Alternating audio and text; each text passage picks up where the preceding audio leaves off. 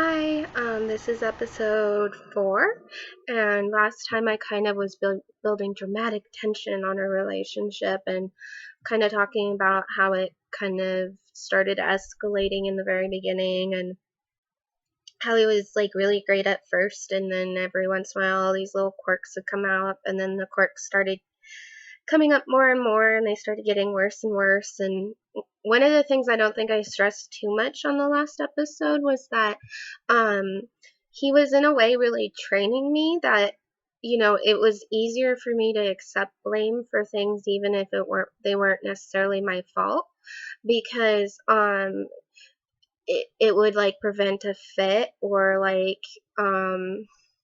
he would start hurting himself and it would get him to stop, kind of thing. So I just started getting to where I automatically, if anybody around me got upset, I started saying I'm sorry, and I still do that to this day. And I still don't feel like, I always apologize for everything just because of that, because I don't feel like I'm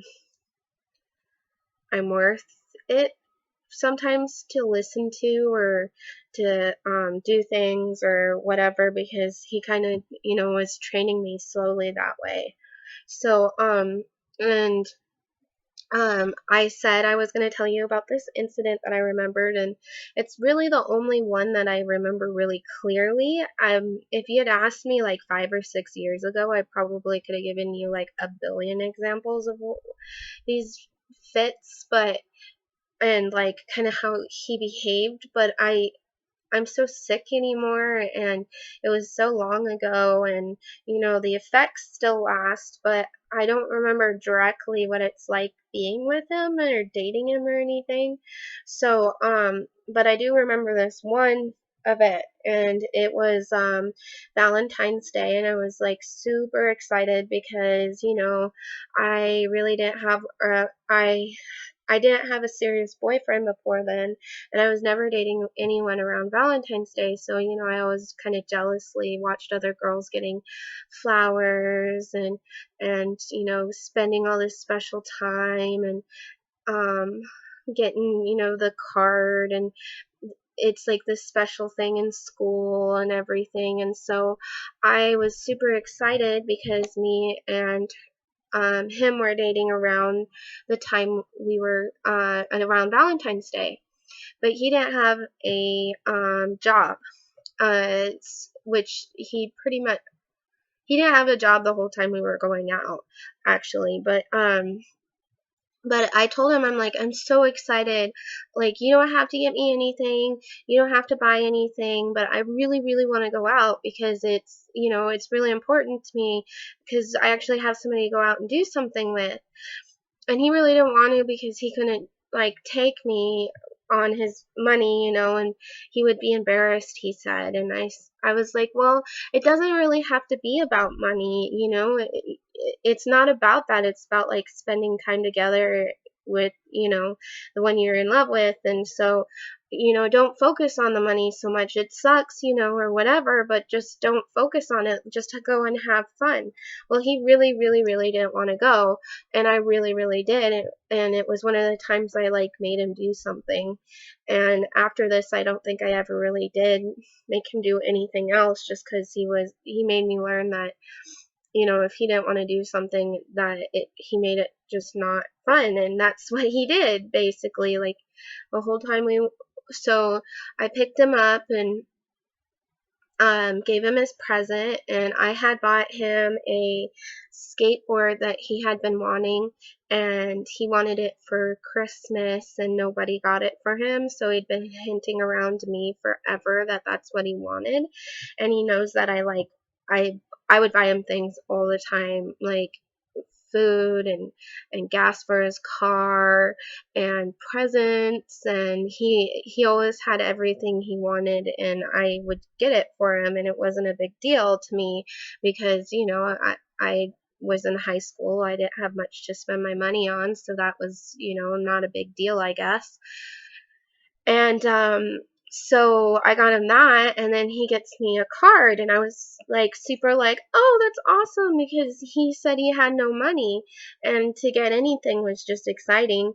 And what I didn't know until later is that he had given his grandfather a sob story that, he needed to take me out, and is there any chores that he needed to do, and he got like $40 from his grandfather, and then he spent it all on himself except for the money for the card. So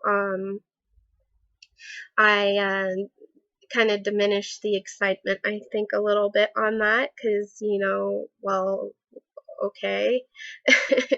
And then he when I picked him up, though, after his excitement over his present and all that, he's like, are we just going to your house? And I'm like, no, we're gonna go out and eat and stuff. And he was kind of sulking in the passenger seat, and I was like, what's wrong? And he wouldn't say anything, and I kind of figured it was because he didn't want to go, but I was like, maybe when we get there he'll get excited and realize how much it means to me and stuff. Well, we get there, and I pull up to this like semi nice sit down restaurant, not anything like super expensive or special, just somewhere we could sit down and talk and stuff. And he looks up at where we're pulled up, and he's like, why are we eating here?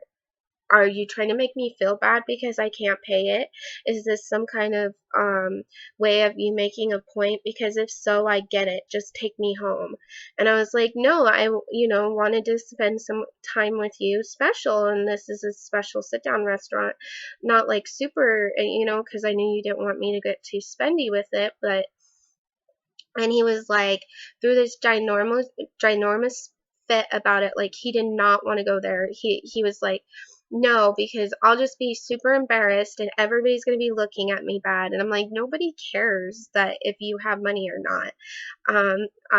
As long as we pay the bill, they don't really care who it's from. Oh no, I'm not going. This is ridiculous. Why did you think this was a good idea? Like, and I finally was like, if we go in there, it's just him going to be throwing a fit the whole time, and it's not even going to be fun sitting there talking to him. So I drove us to McDonald's or like Burger King or something like that, Al's Cafe or something where you can get burgers.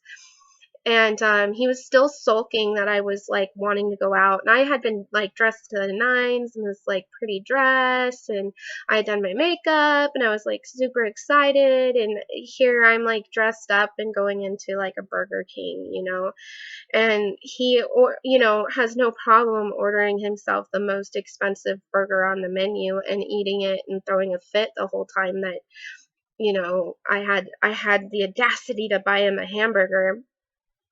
So I was like, well, I don't want to go home yet because we really haven't done anything. Can we go watch a movie?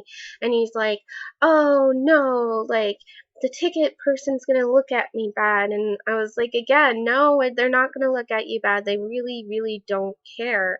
And he was like, no, I won't do it.